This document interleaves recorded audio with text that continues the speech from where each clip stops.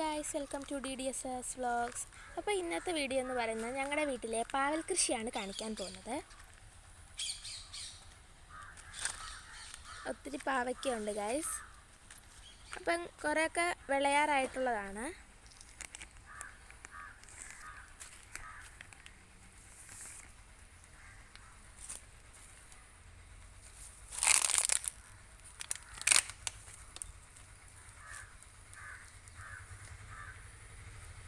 നമ്മൾ ജൈവവളമാണ് ഇതിനെല്ലാം ഇടുന്നത്. ഇതെല്ലാം കാര്യങ്ങളെല്ലാം ഇതിൻ്റെ നോക്കുന്നത് പപ്പായാണ്.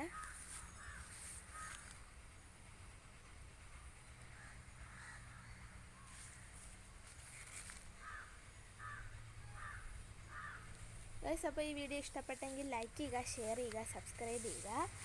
മറ്റൊരു വീഡിയോയിൽ കാണുന്നിടം വരെ ബൈ.